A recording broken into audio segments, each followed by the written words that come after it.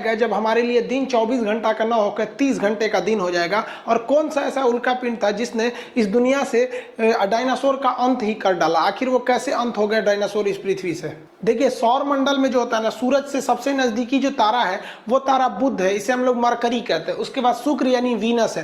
Third number पे हम आते हैं अर्थ यानी पृथ्वी। इसके बाद मंगल आता है। मंगल के बाद बृहस्पति। मंगल और बृहस्पति के दोनों के ऑर्बिट के बीच, इनके कक्षाओं के बीच ग्रहों के छोटे छोटे टुकड़े हैं सब। इन टुकड़ों को हम क्षुद्र ग्रह या एस्टेरॉइड कहते हैं। ये सौर मंडल पे बहुत ज्यादा इफेक्ट डालते हैं ये एस्टेरॉइड भी सूर्य का चक्कर लगाते हैं। लेकिन कभी कभी क्या होता है, ये आपस में टकरा जाते हैं। आपस में टकराने से इनका डायरेक्शन बदल जाता है और मंगल इन्हें अपनी ओर खींच लेता है, इन्हें आकर्षित कर लेता है मंगल अपनी ओर गुरुत्वाकर्षण के कारण। लेकिन मंगल भी क्या है, गतिशील है। तो मंगल आकर्षित करने के बाद अपने यहाँ से उठ के चला जाता है, क्योंकि ये गति कर रहा है। मंगल उठ के यहाँ चला गया। अब ये बकलोलवा जो है ये आपका यहाँ से सीधे आके गिर जाता है पृथ्वी पर। तो ये जो क्षुद्र ग्रह जो मंगल और बृहस्पति की कक्षा में था, आपस में टकराने और दिशा भटकने और साथ ही साथ मंगल के गुरुत्वाकर्षण द्वारा खींच लेने के कारण ये कहाँ चलाता है, इस डायरेक्शन में, और पृथ्वी से अपनी ओर खींच लेती है। तो इसे कहते हैं हम लोग उल्का पिंड।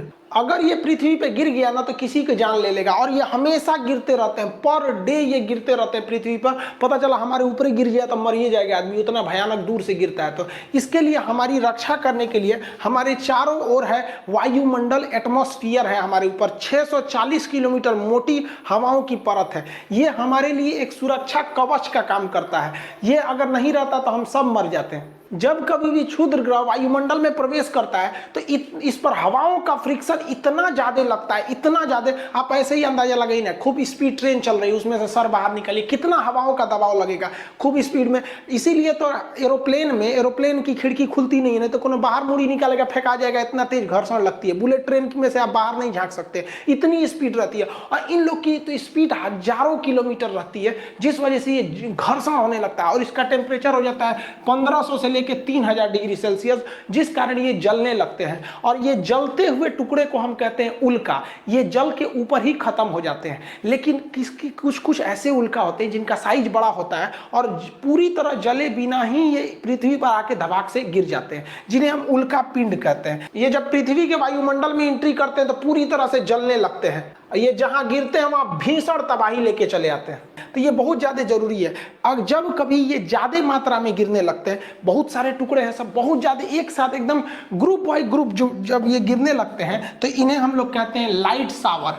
लाइट शावर से क्या होता है, बहुत सारी रोशनी होने लगती है। ऐसी घटना अगस्त 2017 में हुई थी, जब भारत में चोटी कटुआ का हल्ला हुआ था कि कोई आ रहा है महिलाओं का चोटी काट के चला जा रहा है। उसी समय एक और हल्ला हुआ था कि अगस्त के महीने में एक ऐसा दिन आएगा 11 अगस्त जब रात ही नहीं होगा। ऐसा नहीं था, रात होता, लेकिन उस समय घटना क्या होने वाली थी, लाइट शावर होने वाली थी। ये बहुत सारे छोटे छोटे उल्का पिंड गिरने वाले थे और जब वो जलने लगते तो एक रोशनी होता, बहुत बड़ा रोशनी नहीं होता, लेकिन उसे लाइट शावर कहते थे। और इसे व्हाट्सएप पर ऐसा फैलाया गया जैसे लग रहा था कि रात ही नहीं होगा। रात हुई थी, बस हल्का सा रोशनी हुआ था। अफ्रीका के साइड में ये घटना देखने को मिली थी। जैसे ये वायुमंडल में प्रवेश करते हैं तो ये जलते हुए दिखाई देते हैं, जिन्हें हम टूटता हुआ तारा कहते हैं। ये देख रहे हैं ना, ऐसे गिरता है यहाँ पे, रात में आप भी देखे होंगे टूटता हुआ तारा, ये उल्का रहता है। इसे शूटिंग स्टार के नाम से जाना जाता है। आप रात के समय इस तरह से शूटिंग स्टार टूटता हुआ तारा देखे होंगे। लोग कहते हैं इसको देख के मन्नत मांगिए ना तो कुछ पूरा हो जाता है। स्टूडेंट लाइफ में लड़का सब मन्नत कौन सी मांगता है सर,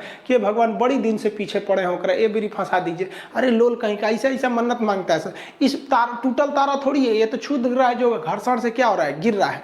लेकिन जब कभी ये पूरी तरह जले बिना अब पूरी भाग से पृथ्वी पे गिर जाता है तो उसे हम लोग कहते हैं उल्का पिंड। ये बिहार में मधेपुरा के पास गिरा था। ये देखिए, ये क्या है, उल्का पिंड है। इसे दे दिया गया था उल्का पिंड को। जब ये जल रहा है तो इसे कहते हैं उल्का। देखिए, जल रहा है तो इसे क्या कहेंगे, उल्का। और जल के जब ये पृथ्वी पर गिर जाता है तो उसे उल्का पिंड कहते हैं। यहाँ मेटर और यहाँ मेट्रॉइड के नाम से जाना जाता है। इसे बिहार के मुख्यमंत्री को भी सौंपा गया था, वो इसे म्यूजियम में रखवा दिए थे, इस उल्का पिंड को।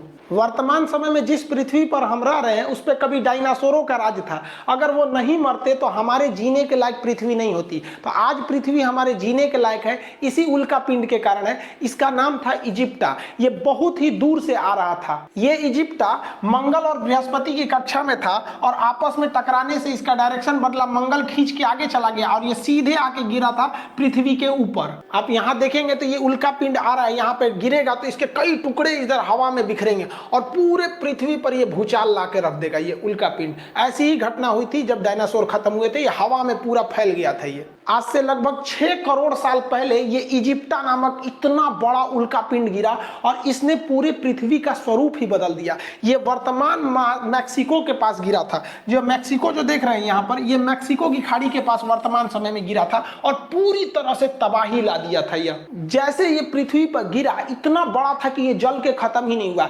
इसका लगभग 10 गुना, जितना दिख रहा है इससे 10 गुना बड़ा था, लेकिन कुछ भाग तो जल के खत्म हो गए थे।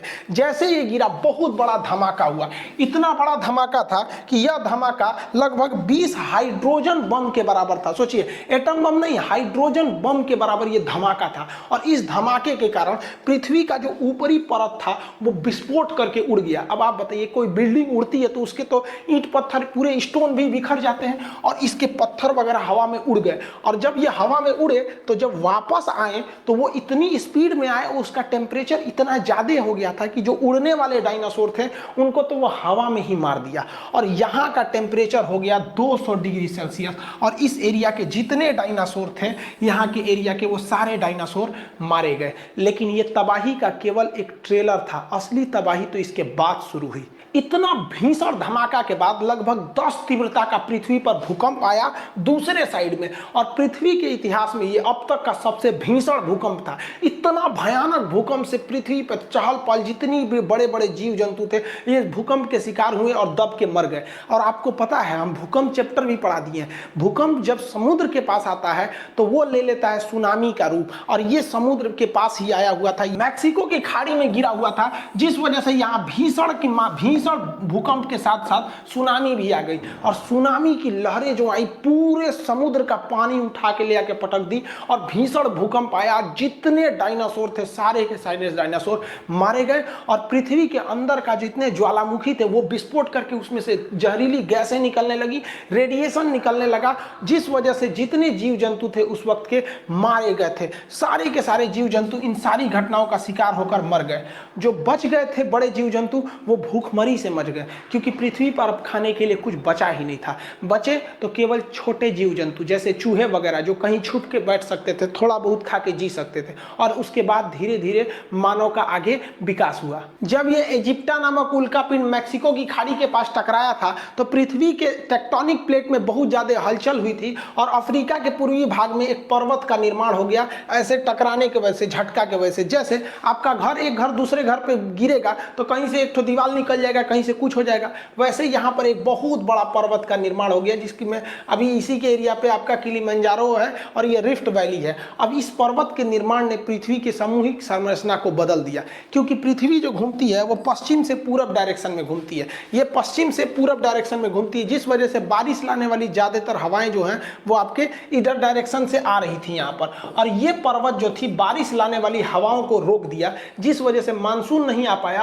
और अफ्रीका का ये भाग जो हरा भरा था, जिसमें बहुत ज्यादा जीव जानवर रह रहे थे, वो पूरी तरह से मरुस्थल बन गया। अब ये जगह रहने के लायक नहीं हुआ, धीरे धीरे मरुस्थल हो गया, जिसे आज हम सहारा मरुस्थल के नाम से जानते हैं।